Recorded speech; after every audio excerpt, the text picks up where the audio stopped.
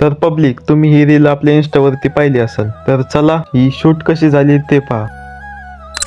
तर नमस्कार पब्लिक, मी पवन, स्वागत आहे तुमचं आपल्या नवीन एका मिनी ब्लॉग मध्ये. तर आज पण दररोजच्या सारखा आलतो पोवायला, कारण जास्त पाऊस झाल्यामुळे शेतातली सगळी कामं बंद आहेत आणि त्याच बंद कामाचा फायदा घेऊन आम्ही दररोज येतो पोवायला. त्यात आज किरण भाऊ म्हणे आपण एक रील बनवू. आता त्या रीलच्या नादात किरणने किती उड्या आणले ते तुम्हीच सांगा. स्वतः हाणत होता, नंतर ओम्या संग मला पण हाणायला लावले आणि डान्स कोणत्या खुशीमध्ये केला काय माहिती हो. ते सगळं जाऊ द्या, भाऊ स्टाईल कशी मारतात तेवढं सांगा. आणि ही रील शूट करणारा कार्यकर्ता म्हणजे हा आमऱ्या, याने शूट केलं बरं का हे सगळं. तोपर्यंत इकडे किरणे नळी बांधून घेतली सपोर्ट साठी. नळी बांधली होती सपोर्ट साठी, पण ओम्या म्हणे सर्कस मध्ये जसं दोरीवर चालतात तसं मला नळीवर चालायचं. किरणे म्हणे अरे ती नळी तुटून जाईन ती. तरी भाऊचा ऐकायचा पत्ता नाही. शेवटी किरण्याने त्याला उतरायचे खूप प्रयत्न केले. मग मी गेलो किरण्याला मदत करायला. मी गेल्या नळीने माझ्या संग स्कॅम केला डायरेक्ट. अरे नळीला थोडं वडीत नाहीत, नळीने पलटी केलं मला डायरेक्ट. नळी तुटल्यावर पाय कशा हसत येत.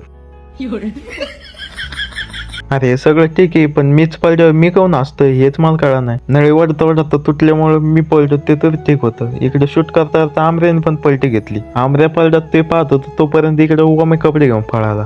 अरे यांनी कपडे टावेल भिजत सोडून फाडूनच घातला ना बाई डायरेक्ट. कपडे भिजल्यावर हेवी एरीच वरती पण येऊन देत नाही, कारण मी वर आल्यावर यांचे पण भिजून टाकेन. वर आल्यावर यांचे कपडे वगैरे सापडले नाही, सावता किरीने सापडले. मग त्याला चिखलातच भरून टाकलं डायरेक्ट. इकडे आमच्या दोघांच्या भांडणाच्या राड्यात ओम भाऊ रेडी होऊन कल्टी मारायची तयारीत होता. इकडे आम्ही दोघं भरेल आणि ओम्या एकटा कोरडा कसं घरी जाईल. शेवटी त्याची गाडीच विहिरीवर घेऊन आलो. बिना गाडीचं तर जाऊ नाही शकत. शेवटी ओम्याला परत पाण्यात उतरावं लागलं. तर अशी झाली ती आमची रील शूट. काम कमी धिंगाणं जास्त. तर आजच्यासाठी एवढंच. कसं वाटलं व्हिडिओ कमेंट्स मध्ये सांगा आणि आवडल्यास लाईक शेअर आणि सबस्क्राईब करून टाका.